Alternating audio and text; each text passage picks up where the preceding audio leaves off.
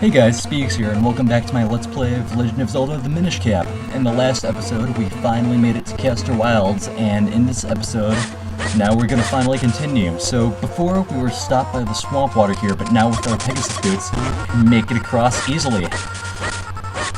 So, let's continue. It's a small thing. If you listen to the music here, it's actually Kinstone, but the normal music here, it's actually a remix of the Legend of Zelda theme. Just something pretty cool, I didn't realize that for a while. It's just kind of a cool Easter egg here, but... Alright, so we've got this whole system of caves and dungeonish places here. So let's go to the first one, and try not to get beaten up too badly by these snakes here. And... let's see. What do we have in here? Oh? Oh crap, the chest was fake. Well, let's see, let's try bombs for this fight. Just gotta kind of try to keep him on, and... yes, bombs work. Just gotta make sure he stays close.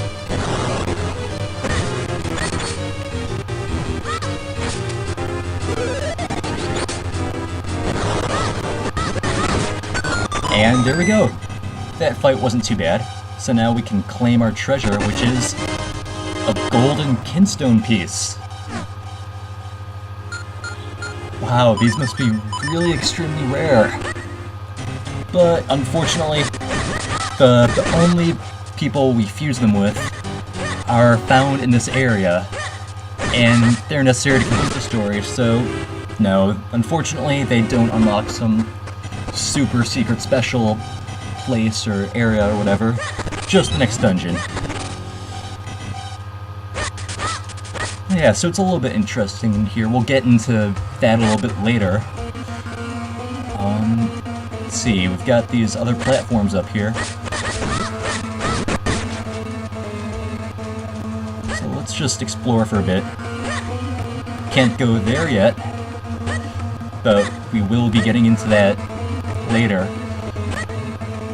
Let's see, anything across here besides Spiky Death? Cool fact, you can reposition yourself in the middle of going while you're in the water, so it's useful to have because it does take some time. Or it takes some time to be able to think, so you can in fact change direction a bit before. So let's see, we have another one of these platforms that we haven't seen since Deepwood Shrine. Likely missed these at all.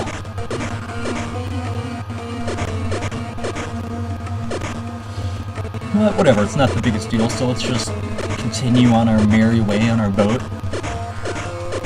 Getting constantly stopped by the humongous overgrown vegetation here. Just like real life. And what would a watercourse be without me drowning?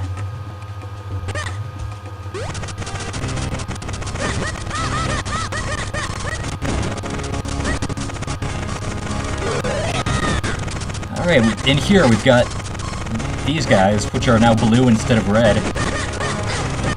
So I think they might take more hits. So let's just dispatch at these guys. Take a few slashes or spin attack. Either one's good. Nope, this doesn't do anything with this. But yeah, just keep attacking, and... no, I open chest. Got the bow! Yes, now for any of you who have played a Legend of Zelda game before, the bow's a pretty straightforward item, but those of you who haven't, what it does is you select it, and we can now take out enemies from a distance. So it's incredibly useful, definitely one of the best items in the game. And it is great that we found that. So now let's just continue back through the water. I do hate the overuse of these lily pads in this game though. It's just really annoying. They could have just put us next to it. But yeah, it's not that big of a deal, and it doesn't come up too much, at least. So, now, let's continue again. If there's anything else we can do right here, so let's go back up. And what do we have here? Before we couldn't do anything, but now that we have our bows, we can fight. We just have to keep on launching arrows in its eye. And after just a few hits, he's dead. So, definitely not tough at all, but I'm fairly certain there isn't any way to even fight it without the bow. So you've got to wait a little bit before then, but yeah, definitely not the hardest enemy. I think they're Armos, I'm pretty sure. They also double as a boss in A Link to the Past, for those of you guys who play it.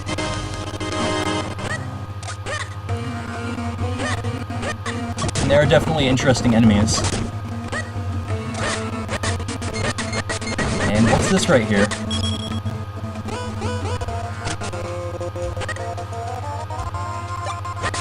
Let's see.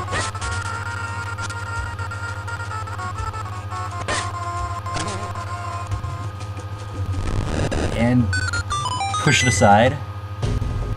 And we get a heart piece. And what do we have here?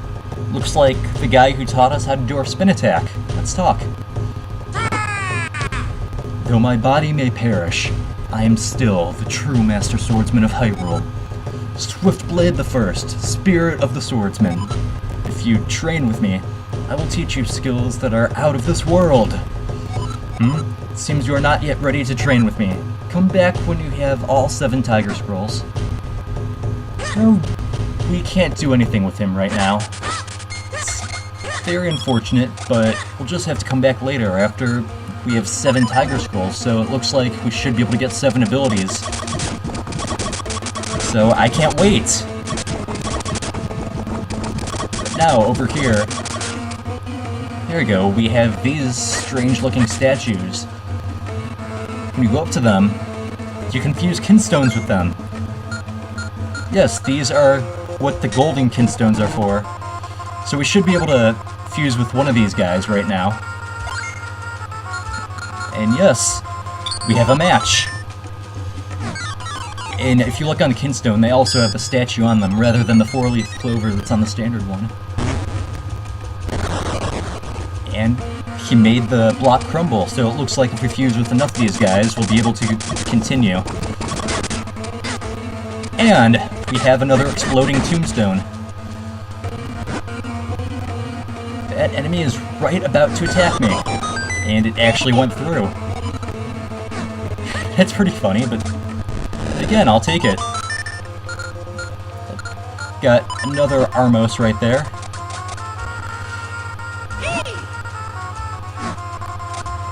Thank you, Eslo, for explaining what we already know. He seems to do that a lot. Come on.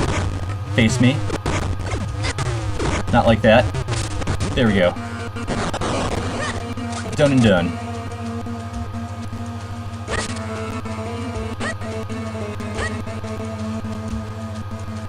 Let's see, we have another tornado here, so I'm gonna jump in, and it looks like we should be able to get, yes, to where that hole in the wall was. Let's go in. Open up another path. Let's go in. And with this, we have our second golden kinstone. Just one more until we can fuse with all 3 of the creepy statues.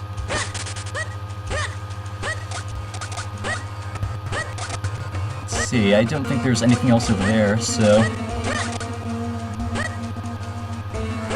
let's see, I think this is where we first came in, actually.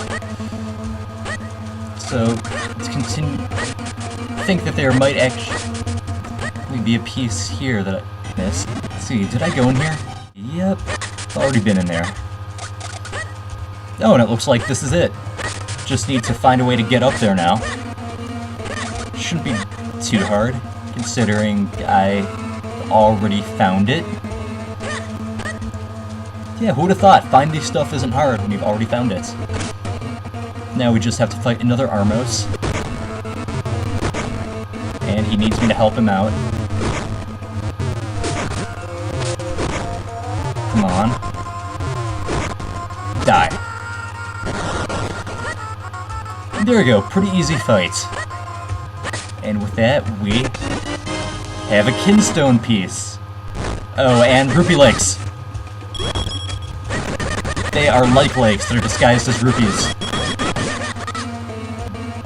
But, for beating it, we get a fairly large rupee, which is very nice. Alright, I didn't actually know I could pick up the grass. That's kind of funny.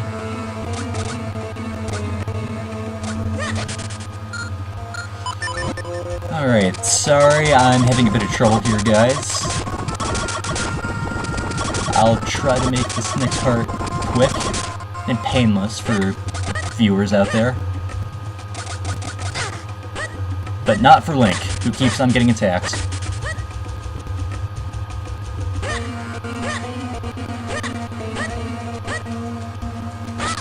Let's see. I think I have an idea of where he is now. Just go to where the undefeated Armoses are. Armoses? What are the plurals? Armoses? Armosi? Armies?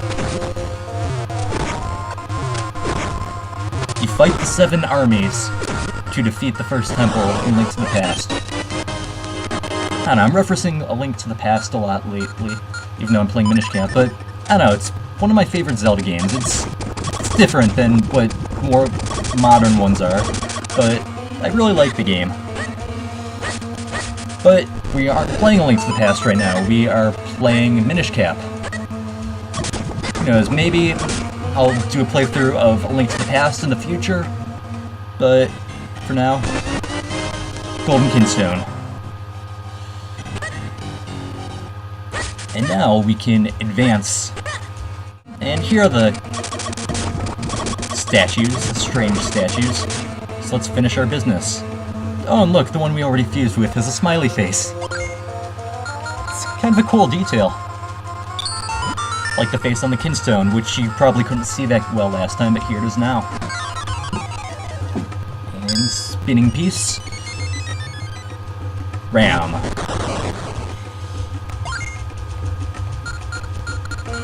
Third time's the charm. Maybe something good will happen. Not having all these cutscenes would be kind of nice. But I doubt that's the good thing they were saying would happen.